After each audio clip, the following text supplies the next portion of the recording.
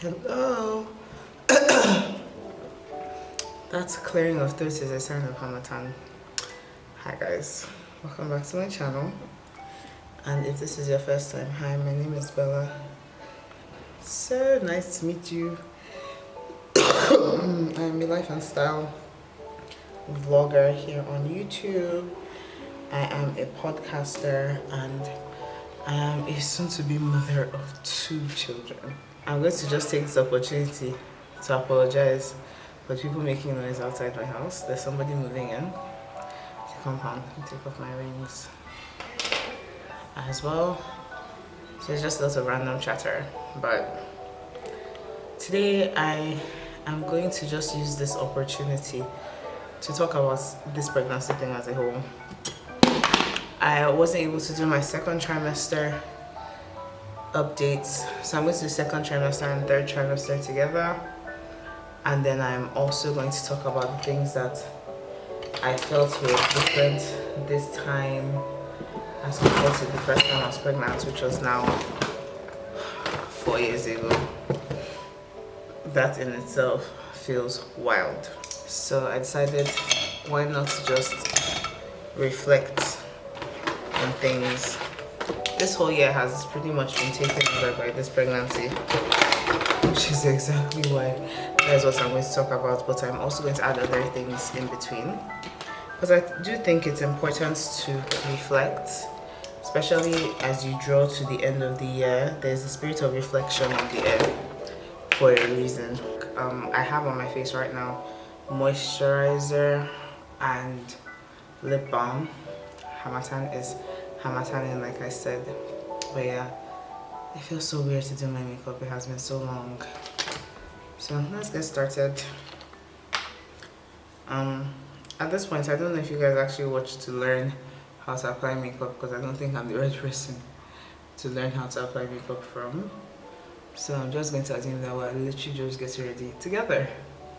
So there's no need for me to talk too deeply about what I am using and all that jazz, because it's just add the extra gist. So I started this year. I don't know if I really had plans to be pregnant this year.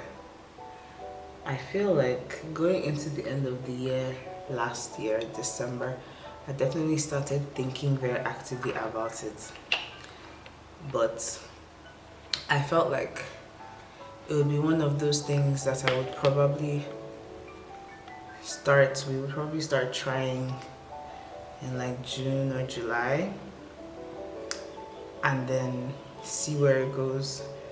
And this is because for the past 3 years, so some months after I had Zoe, I put in an implant, and I've had that implant ever since. I just literally took it off in December.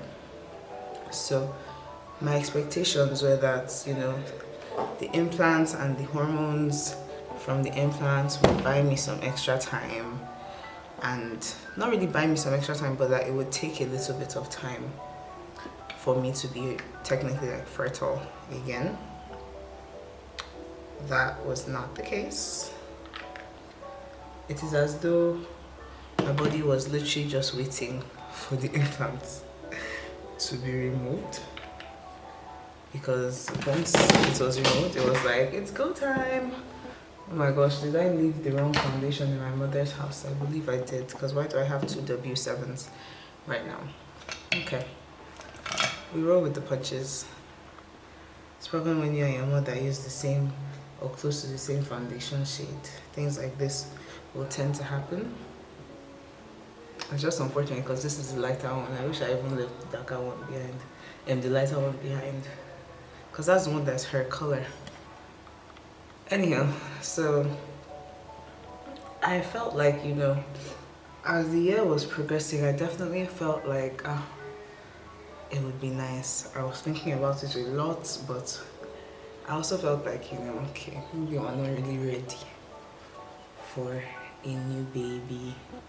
Still trying to settle into married life plus Zoe, because Zoe is almost part of my married life now. So stuff like that, a lot of those kinds of things came to mind.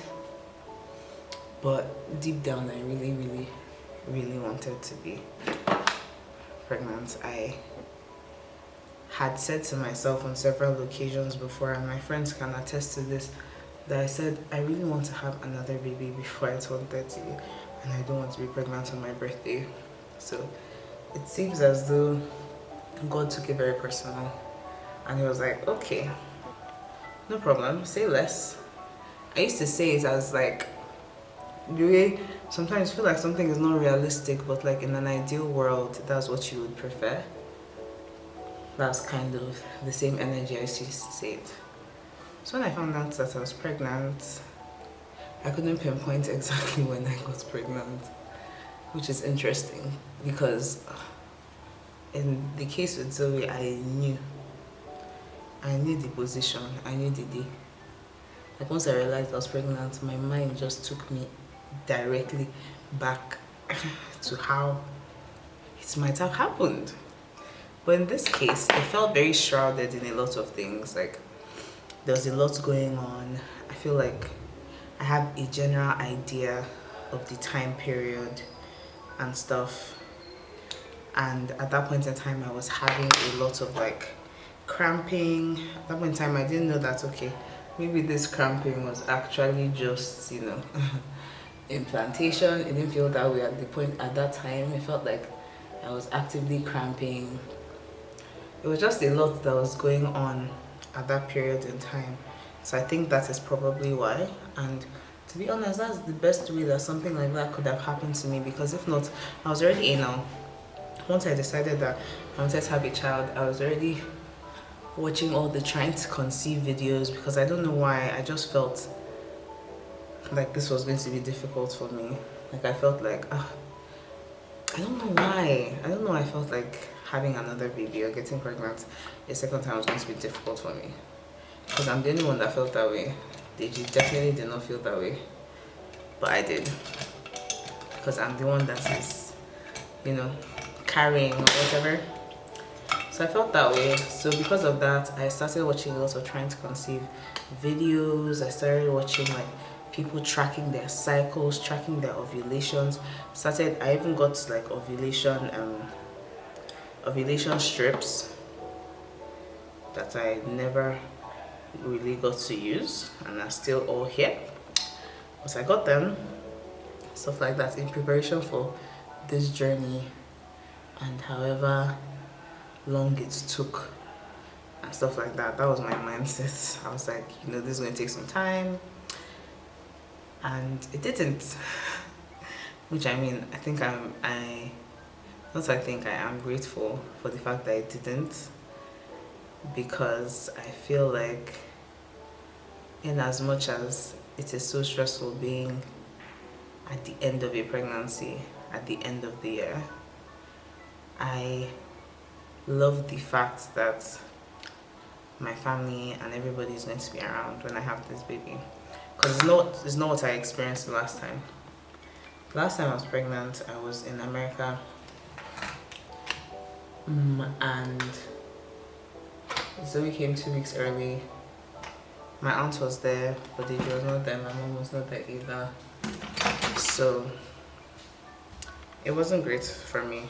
It was a very difficult time for me personally, in a way that I don't think a lot of people ever really understand. But at that point in time, I was technically at the mercy of other people. Like, not other people, but like my mom was funding my life to a large extent. And it was one of those things that it felt like it wasn't really conversation. It was just a thing of, okay, you're pregnant, going to go and have the baby in America. This time, on the other hand, it was an open conversation between me and Deji about it. He knew how I felt the first time, aside from even the financial implications at this point in time, with everything that's going on in the world and in Nigeria, especially. It was very easy for us to come to the decision, and it was mostly me and him supporting, but it was very easy I feel, for him to support my decision to be here. So, moving forward, found out I was pregnant, still just kind of sailing through, chilling, that kind of thing. I had a lot of anxiety in that beginning period. And I mean, I've spoken about this anxiety before on my friend Jackie's podcast. We've spoken about the anxiety that comes along with finding out you're pregnant, those early periods in time where you're not sure what can happen, people miscarry, and it's a pretty common thing, especially first time pregnancies. A lot of people miscarry. Okay, actually, I just realized it's not my first pregnancy, but anyway, people miscarry and all that. So there's just a lot of natural anxiety that comes along. I feel like there's lots of anxiety that comes along until you can feel the baby by yourself. So that was an anxious period. I was also really sick, like for a 2-week stretch. I've spoken about all of this in my first trimester roundup, so there's no need to go back into it. But that first trimester was really a trying time for me because I was pregnant. I wasn't really telling people that I was pregnant just yet, which is another thing I haven't experienced because I'm such a vocal individual.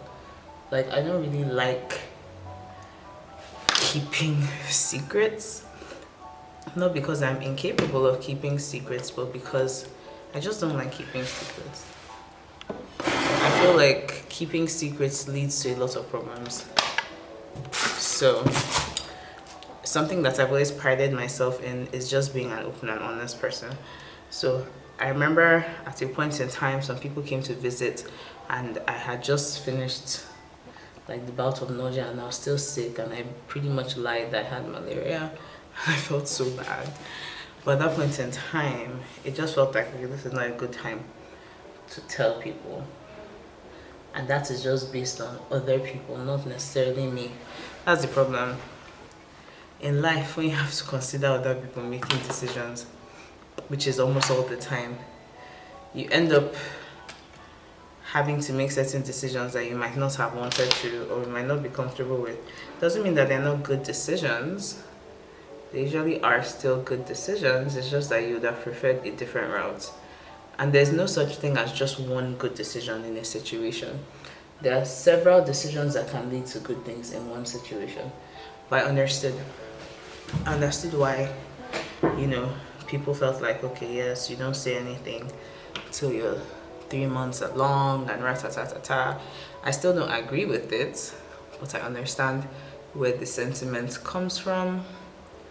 For me, I tried my best to look at it from a positive viewpoint and just be like, you get to have this information, get to keep this to yourself, and just enjoy it by yourself before everybody else gets involved. That's pretty much how I saw it, to get me through that whole thing of having to keep that. Eventually started telling people, and yeah, everything that has ensued after that.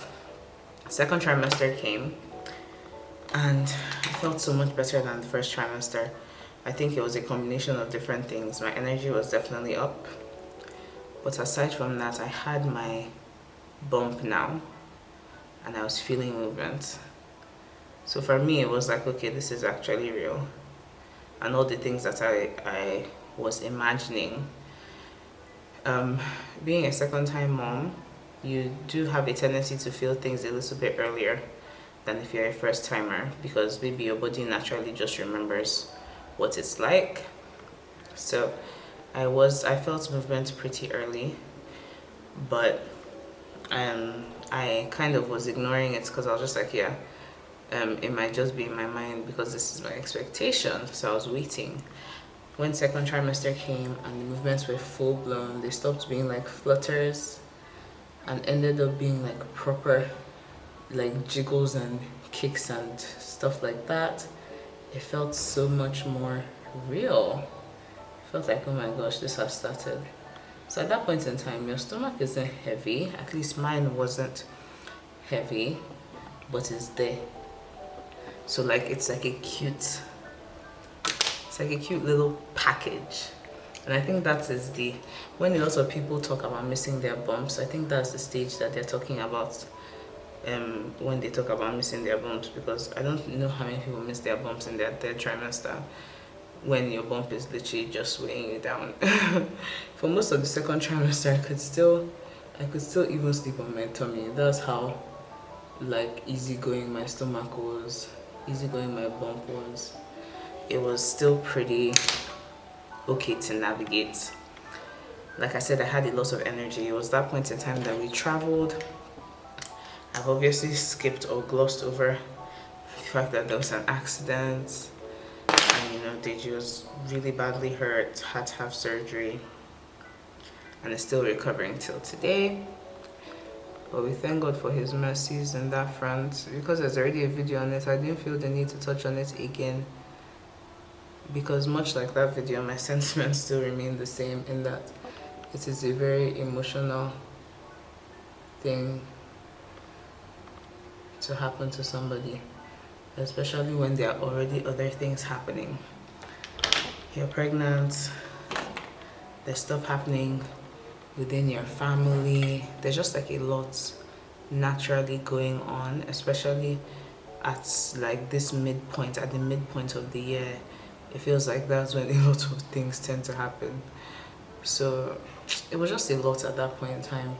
So by the time he was recovering, we had already booked our tickets before the accident happened, because we were very early in doing things.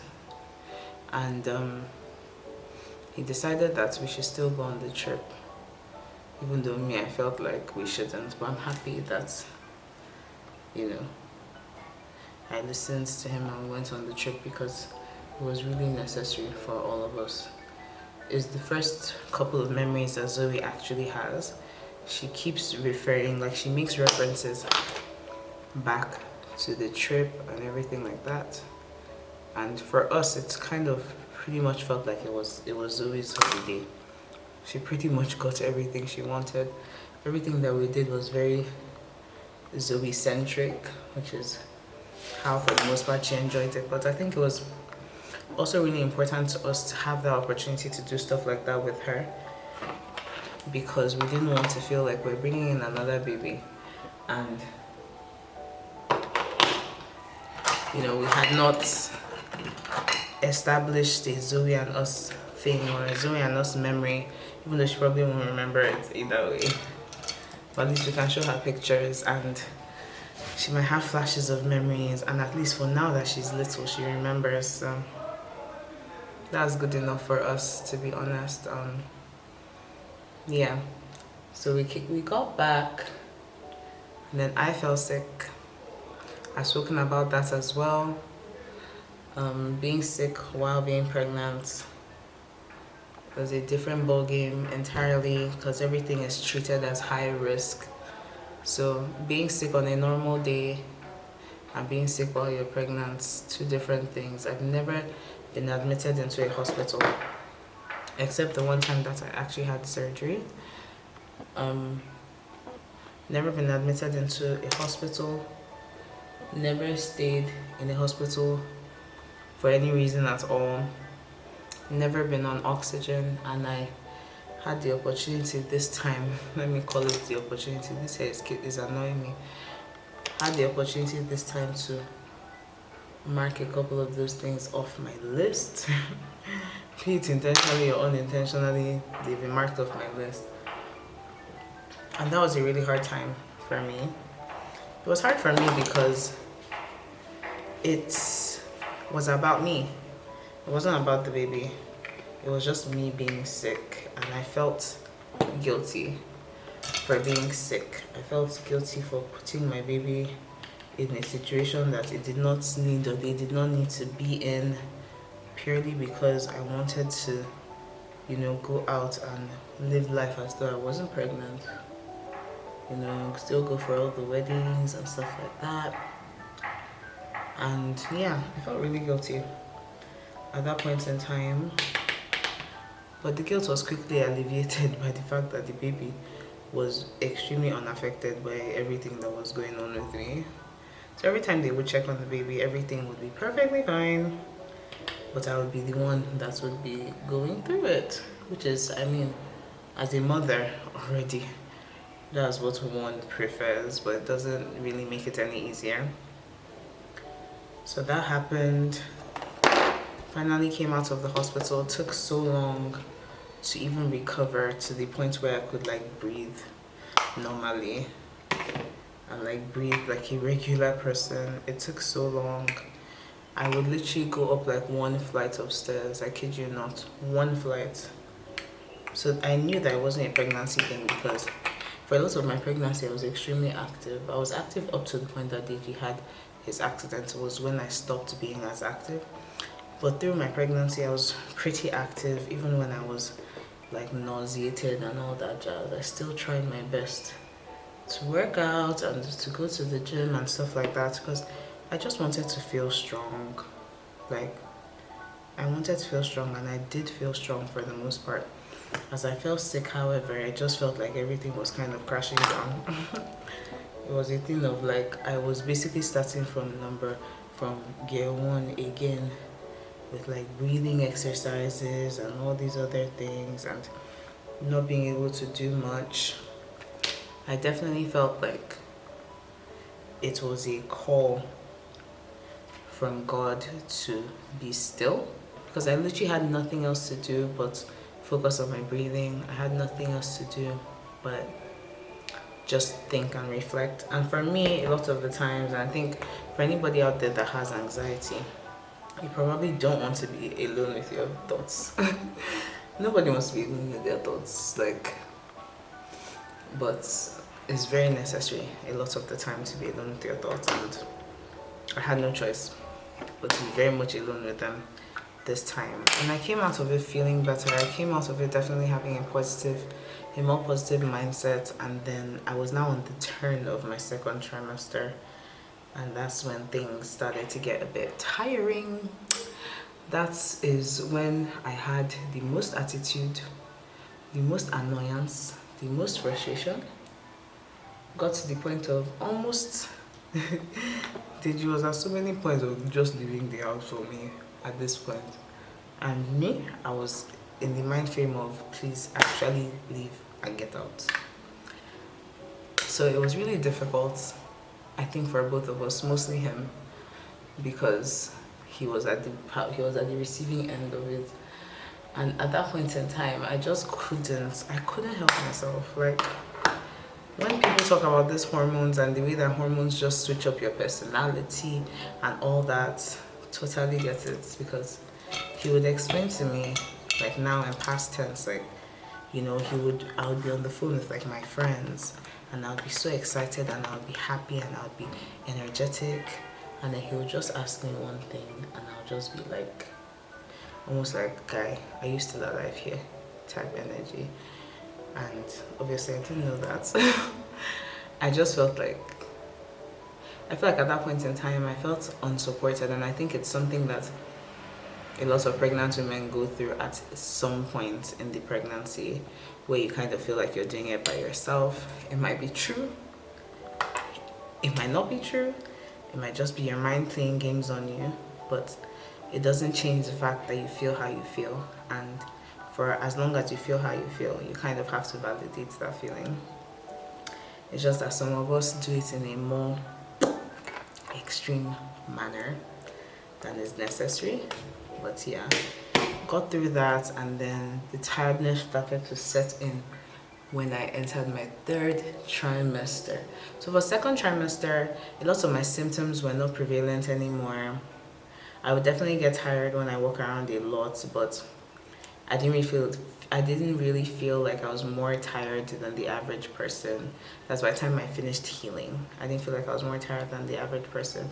Third trimester finally hit with a bang, and third trimester starts from about 27 weeks, and that was when I finally started to see the growth. So in second trimester, I lost a lot of weight, partially because I was sick, but partially because in this pregnancy, I just haven't been able to gain weight.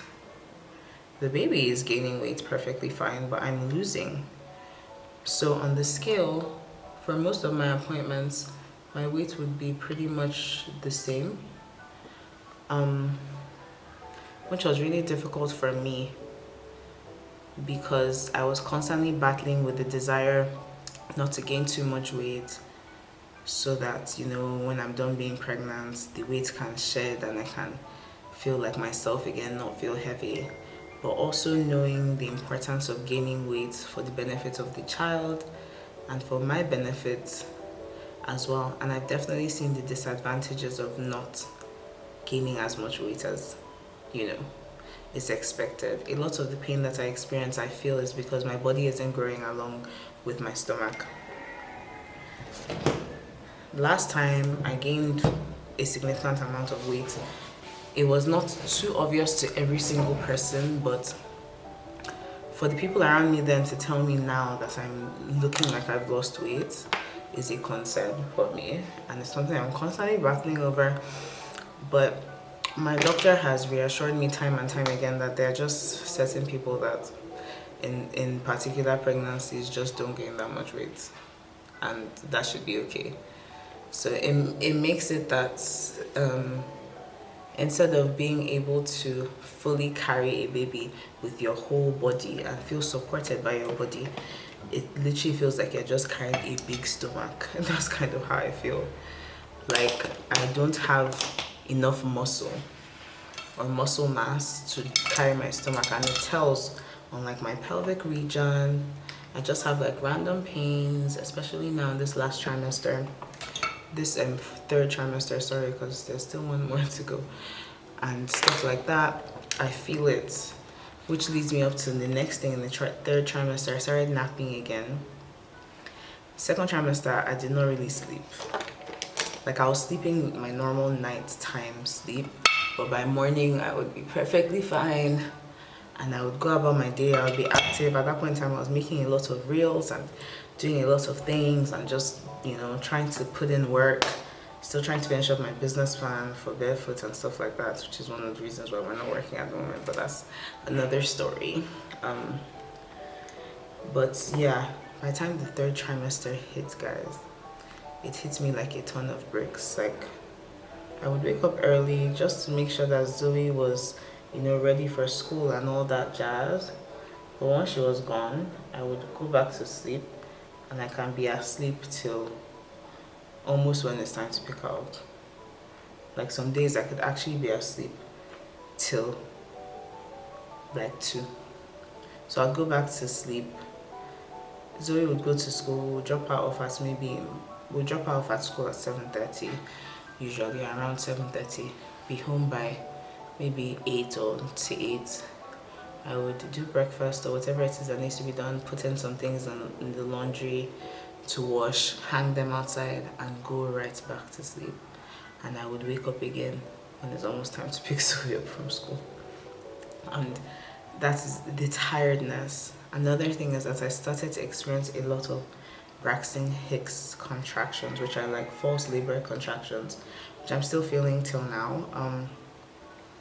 Is a thing of like, it's almost like your stomach is tightening at different points in time, and it's just uncomfortable. It's really uncomfortable. That's the only way to explain it, is that it's uncomfortable. But yeah, it's like your stomach tightening. You just feel your stomach go hard, and then it clears after a while. Sometimes it's based on the position you're in, or sometimes it might just happen and then you have to change your position to accommodate it, and then it kind of readjusts when you change your position. Not every single time, from my experience. Sometimes it's still ongoing, so that as well. It feels like, you know, feels very much so like your body is preparing for labor, which I guess it is. But it's just not something that I had to deal with a lot in my first pregnancy. I didn't really experience a lot of Braxton Hicks at all, if any. Maybe I did every once in a while, but it just wasn't serious enough for me to notice.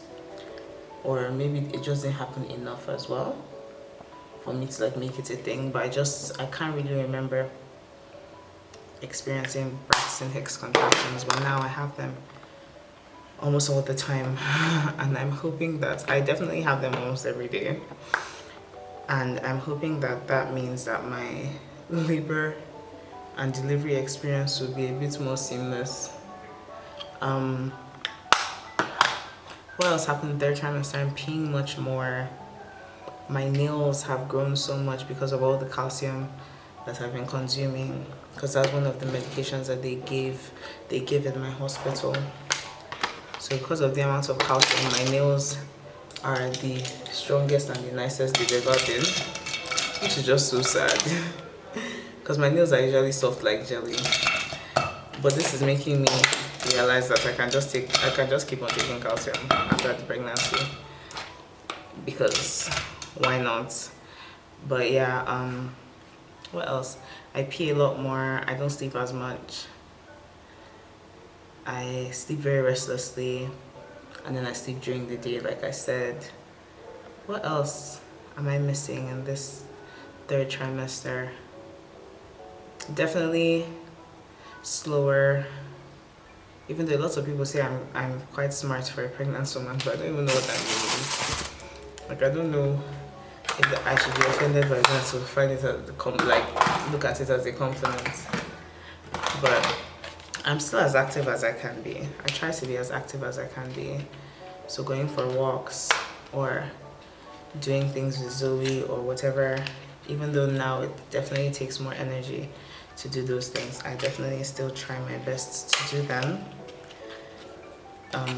For the memories for her, but also for me, so I don't feel absolutely useless. This third trimester has caused me to seriously slow down. I feel like I really didn't want to slow down. But as of now, when I'm making this video, I'm already 9 months pregnant. And I've had to accept so many things. I had to accept that I wasn't going to be able to work this Christmas, even though Christmas is my prime time when it comes to Barefoot, because it is a gifting company. I had to accept within myself that I wasn't going to be able to do anything during this period in time. Meanwhile, when I first found out I was pregnant, and I was feeling like, okay, yeah, this pregnancy will just be exactly like the other one, or at least it will be as similar, as close as it possibly can be. I was already planning like things I was going to do for Christmas and stuff like that, but as I got closer and closer, I just realized that physically and mentally I couldn't. One of the things that I've experienced during this pregnancy is a lack of motivation in general. It has taken me so much energy and so much like willpower, and also so much like emotional blackmailing on my side and gaslighting myself to be able to do most things. And now that I'm almost at the end of it, is the point in time when I finally realized that, you know what, I can survive to fight another day.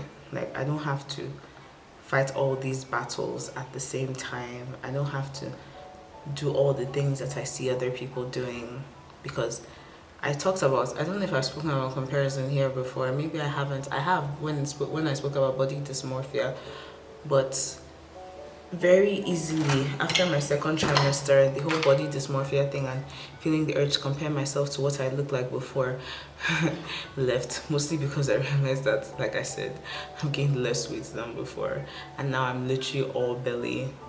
Like last time it was in my cheeks, it ended up being in my nose, it was definitely in my lips, it was everywhere. The weight was everywhere and it was evenly distributed and absolutely stunning. Can't complain about that. But closer to the end now, it has become a dysmorphia thing or an insecurity about not being able to be as active as I see other pregnant women being. And you know, I have like one of my best friends. I'm so happy that God blessed us that we had the opportunity to be pregnant at the same time. She was working up till the end of her pregnancy, and yes, you never know what anybody chooses. Not everybody that necessarily chooses to have to work or anything like that. Not everybody really wants to work while they're pregnant and all that jazz. But the fact that she could achieve that with so much grace, for me, felt amazing because I was so happy for her. But it felt terrible for me because it made me think more and more about the fact that I'm literally unable to do anything besides take care of my child, like the one that I already have outside, and like try and keep body and soul together. I have had to lean very heavily on DG during this period in time, especially financially, which is, I guess, not an odd thing considering the fact that we're married. But I was raised very independently, especially after my father died. I was raised in a matriarchal household, so it has been very difficult for me to adjust to the fact that, like, I at some point in time have to depend on a man to do things for me, or to get things for me, or to give me money. I know for like a lot of other people it seems like such a random thing to be talking about, like it's almost like a duh thing for a lot of people, but for me it's one of those things that, at least for that first year of our marriage and even going into the second year, I prided myself in being able to do certain things by myself. Certain things I wouldn't even have to talk to him about, I would just do them. Things for the house I would be able to do by myself. And this period in time, not being able to work and stuff like that has definitely taken a toll on me financially. And so I've had to depend very heavily on him. And I'm happy that he doesn't have an issue with it and stuff like that, because once again, he's my husband and I would assume that he loves me even when I'm being wild because of pregnancy. But the pregnancy has just been a lot of paradigm shifts for me. It has taught me how to live and survive with my anxiety. I definitely feel like, considering how overwhelmed I get, or I used to get on normal days when I wasn't pregnant, I'm definitely handling my bouts of anxiety so much better, which is wild. It has also really tested my patience when it comes to parenting. Like parenting Zoe. We've had many phases during this pregnancy, and now she has finally landed in and has been on the clingy phase for a while. She definitely is having a better understanding of what is going on and is trying her best to cope as she can. And we're also trying to be as, I have scissors here, but I've just used my scissors. We're trying to be as understanding as we can towards her and the sometimes random bouts of anger and frustration and tears and stuff, because at least we know her well enough to know that that is not her normal personality and stuff like that. We're just trying our best to be attentive to her, to Zoe, bottom line. Trying our best to be attentive to her and take care of her needs. A lot of guilt has come up, for me at least, when it comes to interacting with her. Let me spray my matte spray.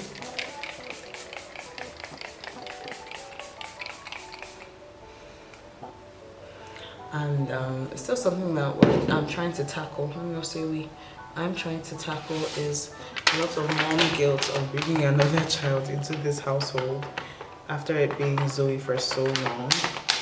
But I've had to keep on reminding myself that at some point I would have had to do it either way if I wanted more children. So that was the one thing that is still kind of ongoing.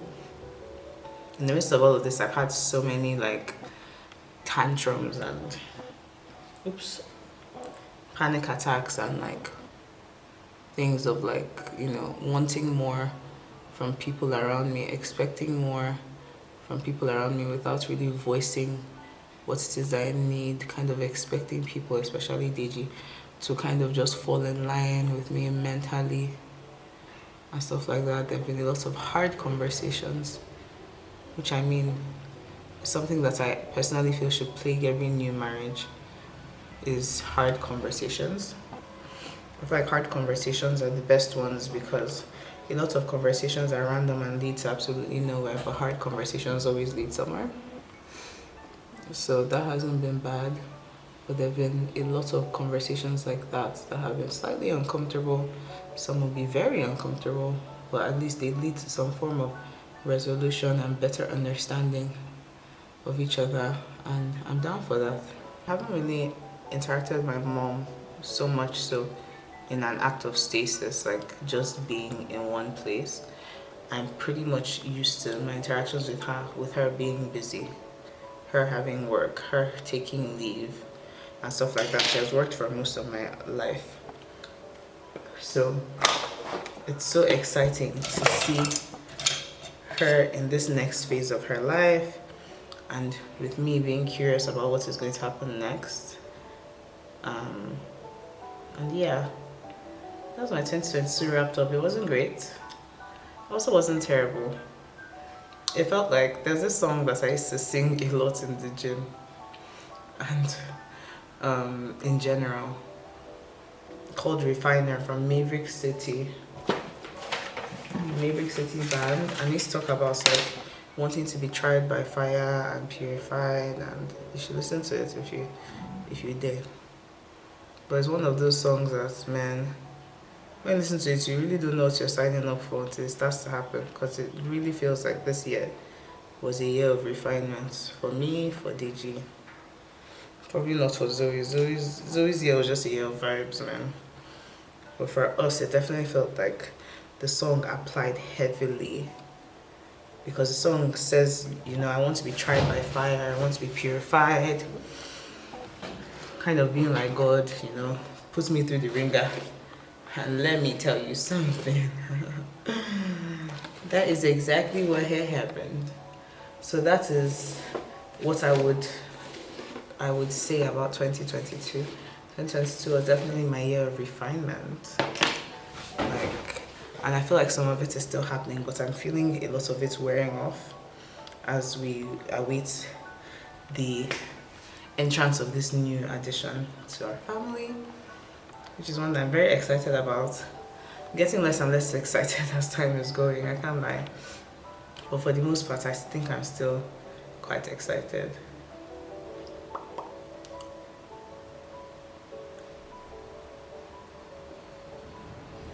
I have lipstick to wear, so blush it is. But yeah, that is me talking about pregnancy, 2022, and everything in between. Thank you guys so much for watching. Let me know in the comments below if you can use one word. So my word is refinement. If you can use one word to describe your year 2022, what word would you use? Thank you guys so much for watching. Like I said, do not forget that you are sugar, you are spice, and you are bomb ass jollof rice. And yeah, bye bye. Mwah.